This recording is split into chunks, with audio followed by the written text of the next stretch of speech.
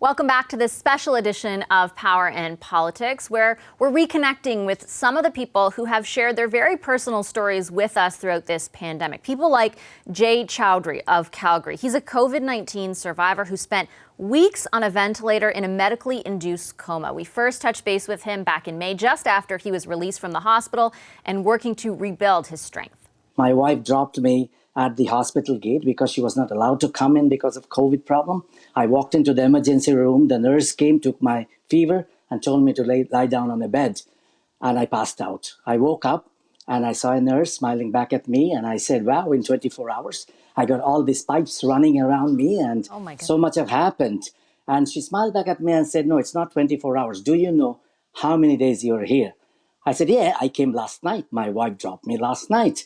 And she said, no, it's not last night. You have been here for 16 days. You have been in induced coma for 16 days. It's like a lifeless body. In fact, on the 15th day, the doctor gave up on me. And they were thinking of sending me to another hospital, a bigger one, to do a hemodialysis, to give a last try. This is my second chance. It's a new birth for me, you know. I came back to life, fighting with the life and death situation. And I want to walk, you know, I don't want to be on a wheelchair the rest of my life. But when I started walking, it's a brand new experience for me. So how has his recovery gone since then? Jay Chowdhury joins us from Calgary. Hi, Jay. Great to see you again. Good to see you again, too. You look very healthy. We spoke to you when you were just out of the hospital recovering from COVID-19. A few months later now, how are you feeling? I'm feeling much better than what it was when I last spoke to you. It is, I will say, one day at a time, but it's really getting better. It is getting better.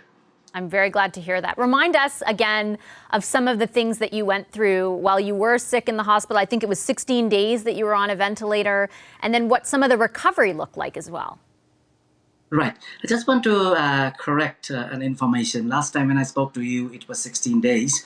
But when I looked at my medical record, it was actually 25 days on ventilation. Oh, my goodness. So the record was not correct. In fact, my wife, you know, who was up day and night, counting days and night, and she told me what I said is wrong. And then I checked back my medical record. It was 25 days and night in ventilation. Wow. So I was just speaking to my doctor also, Vashi, and the doctor said, you know, 1 day in ventilation is equivalent to 7 days of normal life. So basically, if I'm 25 days on ventilation, it's basically 175 days, which is basically will take about 6 months for me to get back on track. I'm feeling much better. I'm weak from time to time, and these are all side effects. I have a loss of hair. I was told by doctor that it's also side effect.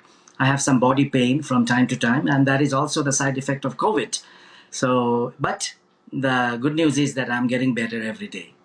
It's very interesting to talk to you even a few months later, because I think, you know, there's a lot of curiosity about what this virus really does to the body, right? We've seen so many different stories about it and how long the recovery can take. And if I'm right from what I'm hearing from you, it's not like you flip a switch, you get out of the hospital and all of a sudden you're better. It's a really incremental and for you, as you said, your doctor said, maybe 6-month process. Right. This is exactly what I asked to the doctor. So, doctor, what are the side effects will I face when I go home? The doctor said, I can tell you basic, but I can't tell you everything, because every day what we hear, what we see are the side effect, or is the side effect. And like as I said, you know, I have back pain, I have leg pain, and I asked doctor even this morning, I said, why do I have those pain and swelling in my body? They said, these are the side effects of COVID. So somebody had this effect at some point of time in past 2 months, and that was resulted to a side effect of COVID. So it will get, eventually I will say, I will get rid of this pain. I remember when we were speaking a few months ago as well, you had some trouble walking at the time, and I think you even had to relearn how to walk when you were in the hospital. Correct me if I'm wrong, but how has that been impacted later on? Are you still having any difficulty walking? No, that was actually a miracle. You are right. You're very much right. During my time in ICU, and as a side effect again, I lost a nerve in my leg, and then I couldn't walk. I was on a wheelchair, and later on, after physiotherapy, I was moved. I was walking with a walker. And then it took almost a month for me to be out of walker because of some heart physiotherapy. But at the same time, you know, the willpower is very, very important for a COVID patient. That is very important. There is no such medication that can make you 100%, out of the problem. But the willpower, that is very, very important. That, yes, I'm going to get better. Yes, I am good. Yes, I am a normal person. Nothing can stop me, I will keep moving in my life. That willpower is very important. Yes, and now because of that, I believe I'm walking normal. I'm also driving from time to time, but not that much. But yeah, it is going good. You talk about willpower, and I've been very curious about this myself for people who go through actually contracting the virus and have to recover from it. What has the impact been like on your mental health? On the mental health, there are also another side effect. If you are in ICU or if you are a COVID positive patient, when you go to bed, and I think that's a very serious moment. The first thing when you close your eye, at least for my, sometimes I feel, will I open my eye again tomorrow morning? Will I wake up? Or is this my last night? Is this my last moment? Is this my last moment to see my wife? Is this my last moment to see my kids? Will it happen again tomorrow? Will I be again who I was today? So that is, again, the doctor told me is a side effect, because if you go through the treacherous, operation of COVID, it is very hard in your life. And those are the side effects. Again, at night when you go to bed, you feel like, will there be again tomorrow? That's that's heartbreaking to hear. Is that every night for you? Not every night, sometimes off and on. And is it getting better as time goes by? Like, do you have it less frequent? It is getting better, yeah. It is getting better.